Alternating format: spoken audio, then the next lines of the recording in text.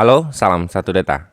Hari ini saya akan memberikan informasi terkait surat edaran mengenai persiapan penetapan dan alokasi penerima dana BOS, dana BOP PAUD, dan dana BOP kesetaraan tahun anggaran 2023. Nah, ini adalah informasinya hari ini. Ini kemarin edarannya tanggal 10 ya, 10 Agustus. Nah, ini terdapat dasar hukumnya. Nah, di sini informasinya adalah dalam rangka persiapan penetapan dana alokasi penerima dana BOS, dana BOP PAUD, dana BOP kesetaraan tahun anggaran 2023 dengan mempedomani Peraturan Menteri Pendidikan Kebudayaan Riset dan Teknologi Nomor 2 Tahun 2022 tentang petunjuk teknis pengelolaan dana bantuan operasional penyelenggaraan pendidikan anak usia dini, bantuan operasional sekolah, dan bantuan operasional penyelenggaraan pendidikan kesetaraan. Bersama ini kami sampaikan hal-hal sebagai berikut.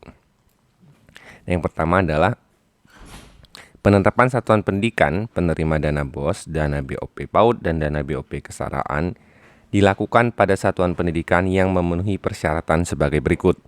Jadi ini adalah wajib jika sekolah Bapak Ibu ingin mendapatkan dana-dana di atas. Syaratnya adalah harus memiliki NPSN, itu yang pertama ya. Memiliki nomor pokok sekolah nasional yang terdata pada Dapodik. Nah ini. Kemudian telah mengisi dan melakukan pemutahiran Dapodik sesuai dengan kondisi real paling lambat adalah tanggal 31 Agustus 2022. Jadi kalau teman-teman lihat di sini itu masih tersisa untuk batas cut off BOS atau BOP itu adalah 20 hari lagi 15 jam ya. Itu adalah 31 Agustus pukul 23.59. Nah, kemudian memiliki izin untuk penyelenggaraan pendidikan bagi satuan pendidikan yang diselenggarakan oleh masyarakat yang terdata Dapodik. Nah, gitu ya, ini harus memiliki izin bagi satuan pendidikan yang diselenggarakan masyarakat yang terdata pada Dapodik. Iya, berarti teman-teman PKBM ya.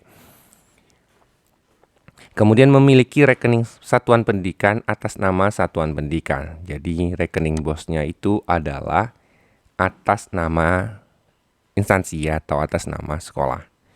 Kemudian yang E adalah bukan merupakan satuan pendidikan kerjasama. Nah, ini syaratnya ada 5 ya. Selain memenuhi persyaratan tersebut di atas, khusus satuan pendidikan penerima BOP kesetaraan harus memiliki peserta paling dikit adalah 10 siswa ya, atau 10 peserta didik pada setiap jenjang. Jadi ini khusus bagi teman-teman yang kesetaraan, itu setiap jenjangnya itu minimal terdiri dari 10 peserta didik. Sementara untuk satuan pendidikan penerima BOS tidak merupakan satuan pendidikan yang dikelola oleh kementerian atau lembaga lain. Jadi ini adalah di bawah naungan teman-teman Kemendikbud ya. Kemudian penetapan alokasi dana BOS, dana BOP PAUD, dan dana BOP kesetaraan tahun 2023 dihitung berdasarkan satuan biaya pada masing-masing daerah dikalikan dengan jumlah peserta didik yang memiliki NISN yang valid per cut off Dapodik 31 Agustus 2022. Jadi ini bagi teman-teman setelah melakukan penginputan data peserta didik baru, baik itu yang di jenjang semua jenjang yang ada di satuan pendidikan, itu pastikan nisennya tidak residu. Berarti nisennya itu sudah ada atau tidak kosong, atau jika sudah ada itu statusnya adalah tidak ganda ya. Jadi statusnya itu tidak silang dalam artian ganda dengan peserta didik lain.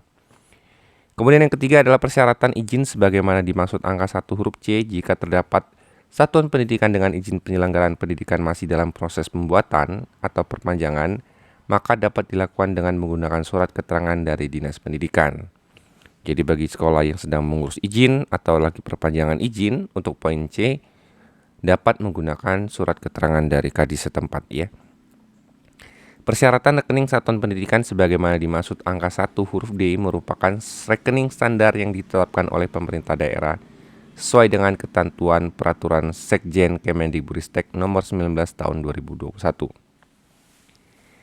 Dalam hal terdapat satuan pendidikan tidak ditetapkan sebagai penerima BOS, ya ini penting ya, tidak sebagai penerima BOS reguler, BOP PAUD, atau BOP kesetaraan tahun 2023, biaya operasional satuan pendidikan yang diselenggarakan oleh pemerintah daerah menjadi tanggung jawab pemerintah daerah dan biaya operasional satu pendidikan yang diselenggarakan oleh masyarakat menjadi tanggung jawab Badan Hukum Penyelenggaraan Satuan Pendidikan bersangkutan.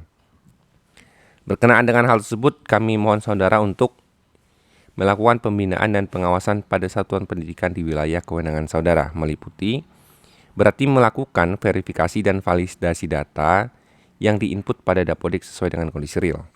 Membantu dan mengupayakan satuan pendidikan yang memiliki keterbatasan untuk melakukan pendataan yang secara mandiri, gitu ya.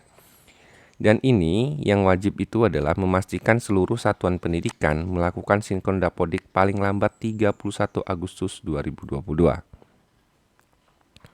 Jadi teman-teman pastikan bahwa sebelum tanggal cut-off ini Dapodiknya itu sudah terinput dengan benar.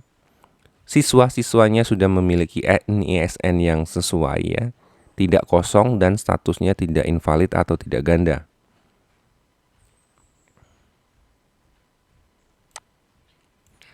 Nah, khusus bagi perpanjangan itu ya, proses perpanjangan surat itu paling lambat diterima tanggal 31 Agustus 2022 melalui tautan ini, gitu ya, izin penyelenggaraan.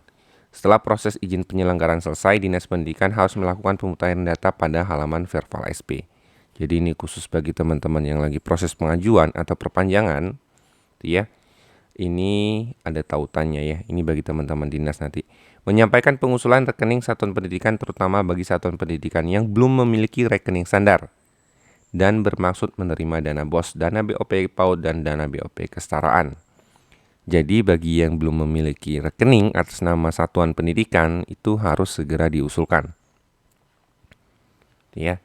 Jadi ini adalah edaran bagi teman-teman, terutama bagi teman-teman operator atau pihak sekolah untuk segera melakukan sinkronisasi Dapodik untuk penerimaan dana operasional sekolah atau BOP ya. BOP PAUD maupun BOP kesetaraan. Semoga informasi ini bermanfaat.